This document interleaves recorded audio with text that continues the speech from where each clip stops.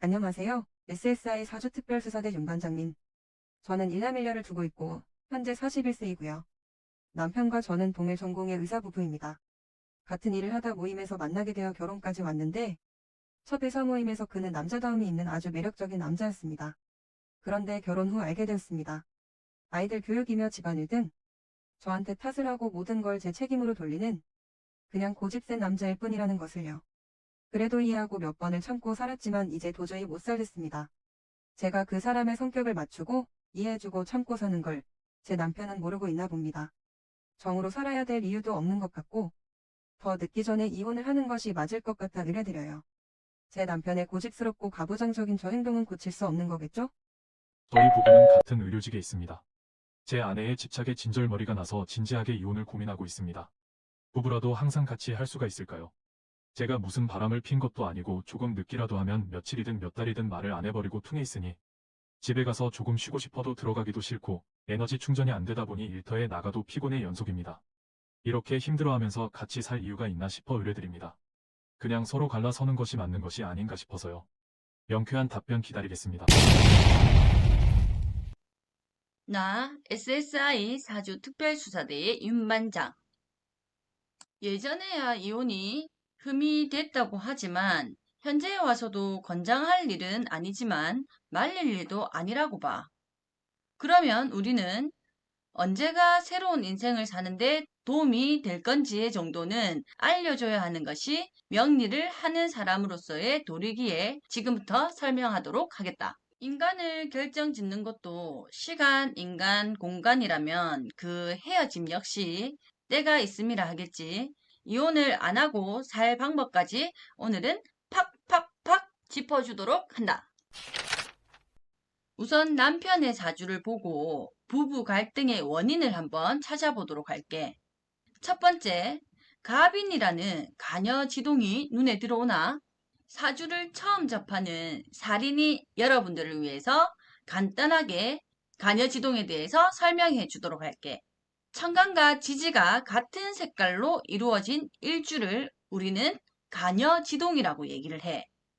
갑인, 을묘, 병호, 정사, 무진, 무술, 기축, 기미, 경신, 신유, 계해, 임자. 살인이들 알아듣겠지? 일단 이 남편의 일주를 보니 부부운의 불안한 요소로 명리에서 크게 보는 갑인이라는 가녀지동이야. 둘째, 팔자의 근기가 지장간에 숨어 있고 밖으로 드러나 있지가 않아. 갑 입장에서 부인인 쟤는 토란 말이야. 토 입장에서 식상은 금이야. 금이 숨어 있으니까 표현, 표출에 왜곡이 있을 수밖에 없고 표현을 하더라도 오싹할 정도의 정이 뚝뚝 떨어지는 소리를 할 가능성이 많겠지. 거기에 갑인인 남편을 천간에 떠있는 아내 기토가 발목을 항시 잡아버리게 되는 거지. 셋째, 식상이 드러나 있지 않으니까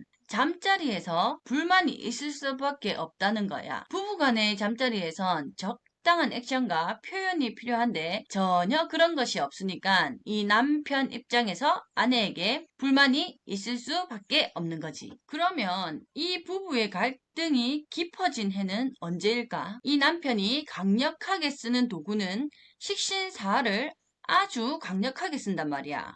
사화는 음양이 바뀌기 때문에 식신도 되고 상간도 되는데 이 남편이 사중경금을 꺼내서 의사라는 직업에서 아주 멋지게 쓰고 있는데 그것을 다치게 하는 해인 43세 기해년에 사해충으로 두드려 맞기 때문에 그때 이 부부의 갈등은 깊어졌다는 거야. 남자가 가지고 있는 강력한 에너지, 표현의 에너지, 화에 제한이 들어왔고 시지에 있는 기토의 뿌리를 흔들어서 이 부인마저도 그 시기에는 흔들려 버렸단 말이야.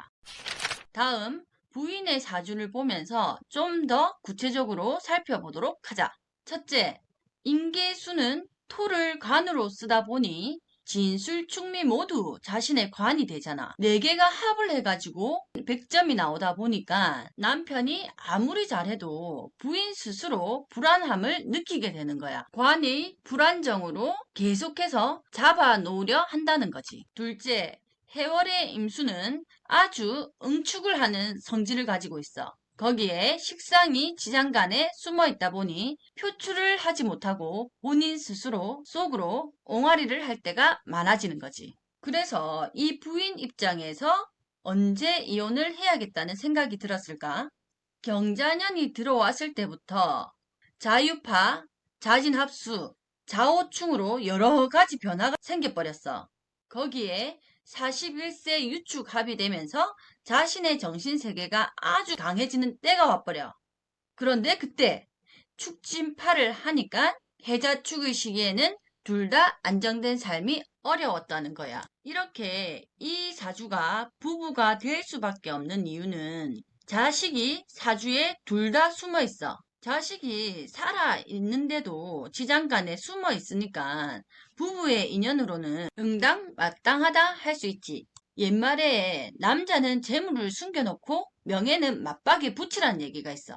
그런데 이 남편 사주를 보니 재물은 드러나 있고 명예가 숨어 있어. 그러니 여자 입장에서 아내 입장에서 느낄 수 있는 감정은 돈은 벌어 오지만 나도 벌기 때문에 거기에 만족할 수도 없고 밖에 나가면 불안하고 남자스럽지 못하다고 느낄 수밖에 없는 거야. 그리고 항상 자기 마음을 몰라준다라고만 생각을 한다는 거지. 양쪽 사주를 다 보니까 문제는 누구한테 있어? 문제는 항상 언제든지 자기의 안에 있다는 것이 우리 명리 공부의 출발이야. 알아듣겠나 이 계장? 이 내용을 바탕으로 브리핑해준다 실시. SSI 윤반장의 분석을 받은 본부는 생활 밀착 전담, 감독관을 현장에 투입하고 100일간의 집중치료에 돌입했다. 부부의 사주를 보고 이혼을 하기 제일 마땅한 시기는 2021년 신축년에 남편의 재인축, 진입하하고 아내의 사주의 관인축과 진입하하는 때라고 하겠다. 두 사람 모두에게 2021년에 재관입하를 하니 이혼을 한다면 신축년이 제일 마땅하리라 본다. 그런데 이렇게 파하는 글자가 진, 술, 축, 미가 아니라 면 90% 이상 이혼을 한다 볼 수 있다. 그러나 두 사람에게 모두 붕충, 붕파이기 때문에 합의 볼 여지가 남아있다. 그래서 올해를 무탈이 넘어가면 여자 입장에서 내년 경인년의 식상이 드러나니 이혼까지 가지 않을 수 있다. 아내는 남자의 자존심을 살려주고 남편은 아내의 이야기를 들어줘라. 더 오래가고 싶은 생각이 있으면 1년 동안 별거 생활을 권유한다. 그러고도 헤어지고 싶은 마음이 생긴다면 그때에도 후회가 없을 것이다.